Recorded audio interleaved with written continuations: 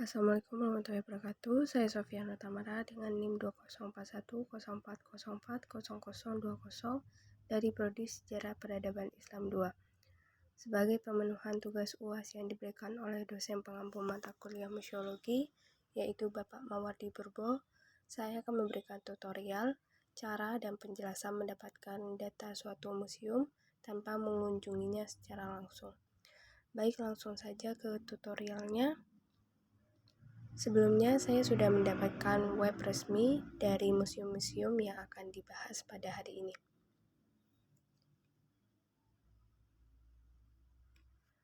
Yang pertama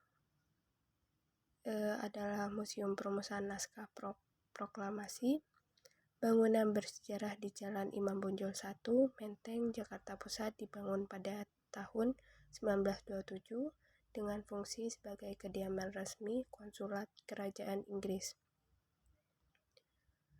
yang dibangun oleh Johann Friedrich Lodewy. Ini merupakan salah satu bangunan yang berada di daerah yang dirancang sebagai kota taman pertama di Indonesia oleh Belanda tahun 1910.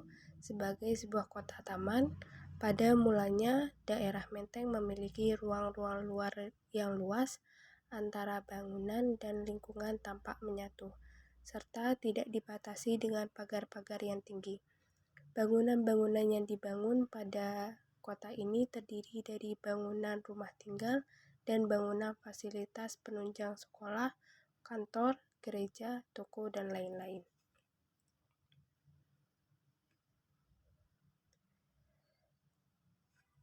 Bangunan ini aslinya hanya satu bangunan saja, yaitu dibangun 2 lantai dan memiliki ruang-ruang sebagai berikut: pada lantai dasar dan juga pada lantai atas. Pada lantai dasar terdiri dari ruang terima, ruang tamu, ruang studi, ruang makan, dapur bersih, dapur kotor, toilet, galeri, teras, dan ruang. Lalu pada lantai atas terdiri dari 2 ruang tidur, 3 ruang inap, 3 kamar mandi, 4 ruang penghubung, balkon, dan 2 teras. Berdasarkan ukuran kafling di atas bangunan Museum Perumusan Naskah Proklamasi termasuk golongan villa besar.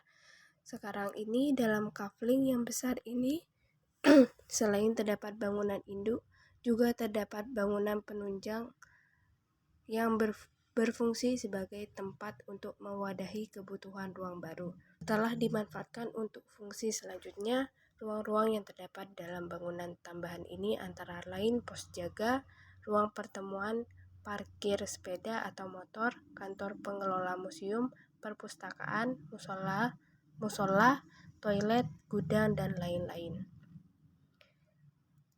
Bisa dilihat sendiri beberapa menu yang ditampilkan dari web ini.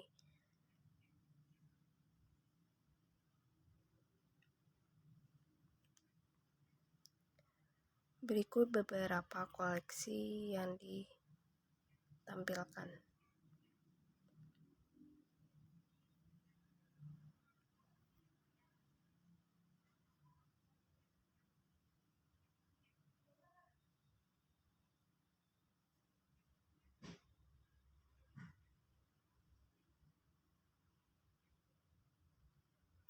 Ini beberapa informasi harga tiket.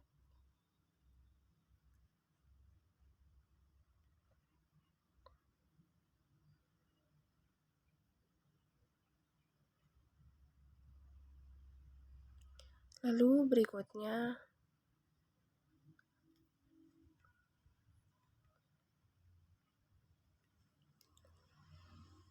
Museum Bahari dibuka dengan museum yang berada di Jakarta.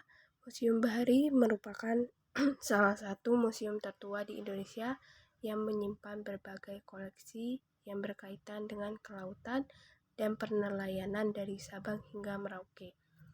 Lokasi museum ini berada di Jalan PSIKT 11 RW 4 Penjaringan, Kecamatan Penjaringan, Kota Jakarta Utara, Daerah Khusus Ibu Kota Jakarta. Beberapa koleksi disuguhkan di web ini, yaitu ada meja peta. Meja peta berfungsi sebagai tempat untuk bekerja bagi seorang navigator untuk mengoreksi peta, membuat trek, penguploadan posisi kapal, dan lain-lain.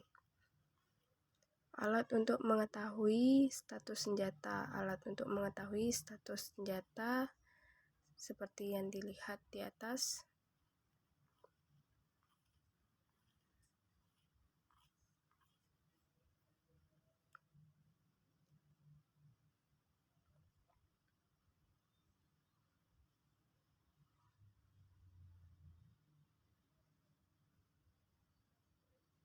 Di sini juga disediakan galeri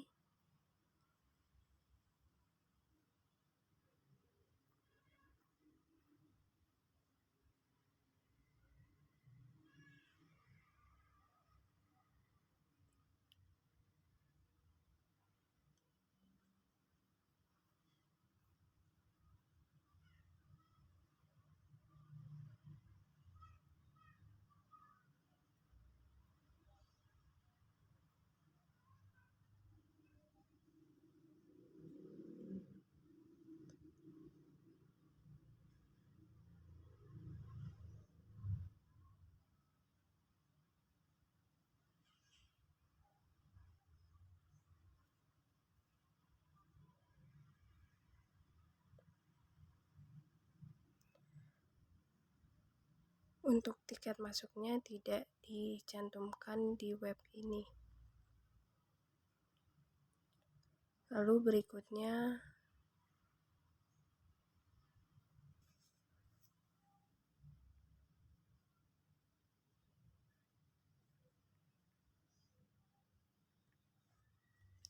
berikutnya adalah Museum Ulen Sentalu yang berlokasi di Yogyakarta, merupakan museum yang diprakarsai oleh keluarga Haryono di bawah payung Ulating Blencong. Ulen Sentalu sendiri merupakan akronim dari kata Ulating Blencong sejatine tataraning lumaku, yang artinya pelita kehidupan umat manusia. Rekomendasi museum terpopuler di Indonesia satu ini menyimpan berbagai koleksi dan peninggalan budaya dan kehidupan bangsawan Jawa pada masa Kerajaan Mataram. Selain museum, fasilitas yang terdiri Ulen Sentalu adalah Beukenhof, restoran yang bergaya Eropa.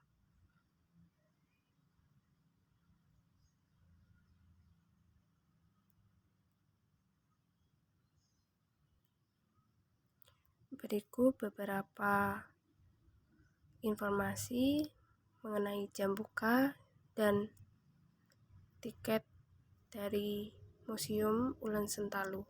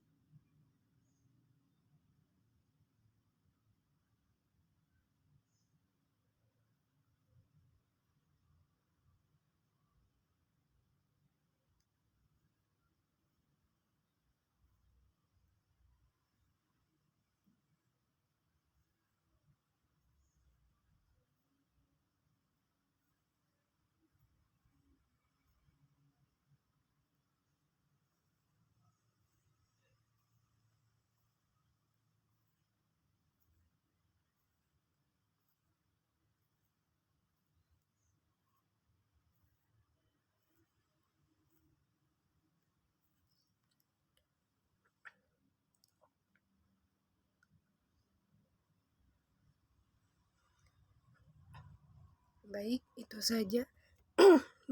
saja yang dapat saya sampaikan mengenai tutorial dalam